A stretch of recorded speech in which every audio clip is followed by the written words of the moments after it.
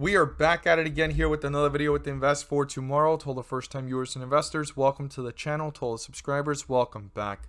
All I ask for in return is for you to smash that like button to let me know you watch this video. Helps out the YouTube channel and lets me know you appreciate the time and effort I put into making these videos. Now, I'm going to share with you guys in today's video an opportunity that is forming. I usually talk about stocks way before, or at least as much in advance as possible, where it sometimes doesn't even make sense to watch the stock before things actually happen. So if you like to know things before they happen, this is the channel for you. And we're trying to catch opportunities as early as possible to maximize on them and minimize the risk, okay?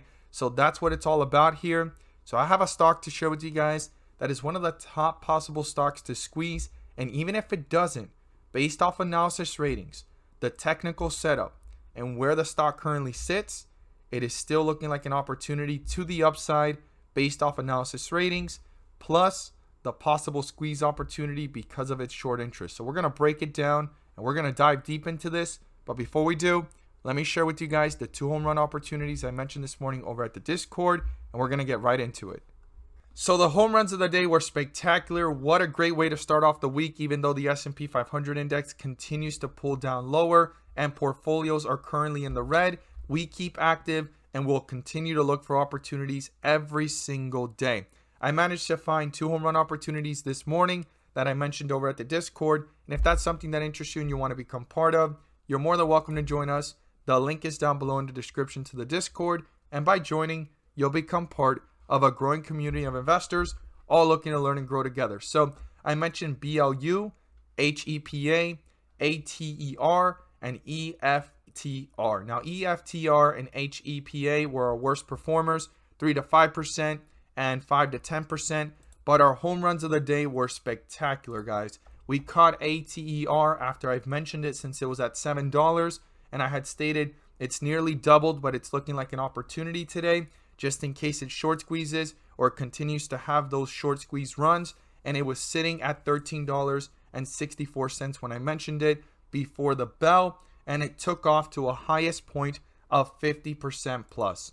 Now, BLU was a little bit different, but because of 42 vision, I was able to catch the dip. You can see how things were pulling downwards, transitioned, continue to transition downwards, and once that reversal started to happen, it continued going up, hit a newer high, a newer low, and it just continued hitting newer highs to a highest point of 30% plus. And this right here is the perfect example of catching the dip with 42 vision and riding the rip as the transitions happen in the color changes of the candlesticks, signifying specific levels have been met. So if this is something that you want to become part of, check out the link down below in the description to the Discord. We look forward to having you join us, and let's jump into these charts. So here we are with one of the top stocks set to explode due to the fact of a possible squeeze. And that stock is APPH, App Harvest Inc. Now, the stock has been hit hard, guys, into earnings. And every single time, it's just been going lower and lower. It's happened 2 times towards each earnings that it has collapsed, way back in March and now in August. And then the most recent one, it went downwards towards it and kind of bounced off of it, okay?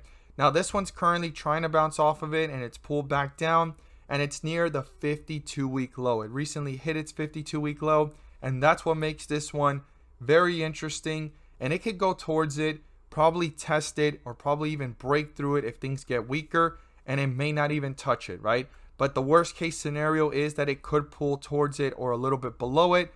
But analysis ratings point this one to the upside. We're going to look at together the short interest on this one, right? Because that's one of the main things where it currently sits. And today's low was 720. If that gets broken through, I will watch carefully how it reacts between 720 and all the way down here at 668 to see how the bulls react, or if the bears are tearing this one down fairly big. But even though it gets teared down or it tries to retest a newer low, this is near the 52-week low, and the worst pullback could be anywhere from 10 to 20% from the current levels.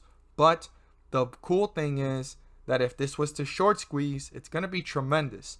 If it doesn't short squeeze, but it goes off of just analysis ratings, the upside potential could be anywhere from 30 to 50% plus. So there is some risk to reward here. And when you actually balance it out, this is in a very good position.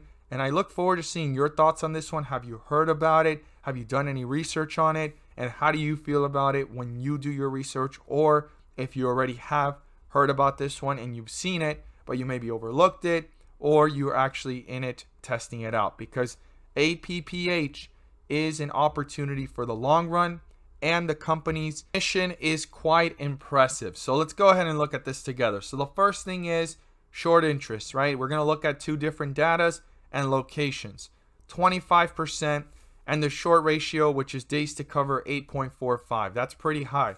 Now, if a lot of investors find out about this, or it starts getting, tweeted or actually posted on different forums, then the short interest could be a big catalyst for this stock based off the short ratio, because of the amount of time that these investors that are shorts have to go ahead and cover. And that's that 8.45. It can create a very big catalyst and parabolic upside potential. But that's if a short squeeze were to happen. This is a short squeeze candidate at 25%. That's pretty high. But right here with the Ortex data, it shows 22%. So maybe some covering has happened and days to cover has gone down a little bit. But it's still pretty high. Now, what I don't understand is why this has gone down a little bit, unless this is the updated information and this is a little bit set behind, right? So that is something to be aware of. But if covering has happened in the last few days between this information and the Ortex data, that goes to show that shorts are not really too confident anymore about shorting. And if anything, they are seeing a possible reversal and they don't want to get caught up in it just in case it happens, right? Now, another thing too, on August 26th, there was an initiated analysis price target of outperform and $10, okay? That's where I get that 20 to 30% upside from that information. And then we have a $25 price target and a $42 price target. I wouldn't really focus on those right now. Those are a lot older, but I do have some fresh information here where the highest is $14 right now. There's 3 buy ratings. The average price target is $12.33 and the lowest is 10. So there's still some upside based off analysis ratings from the current levels of when I did this screenshot and the stock was sitting at $7.51. Now, another thing as well is insiders were buying, okay?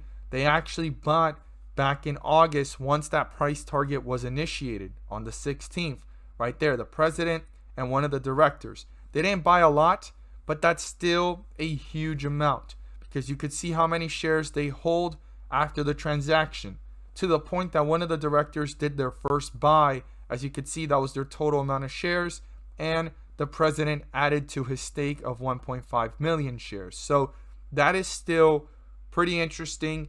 Their average price per share, they see something, they know something, we don't. The only thing that's a little bit different here is both of these, and either one, if you want to call it that Ortex is a lot more, up to date or efficient, right?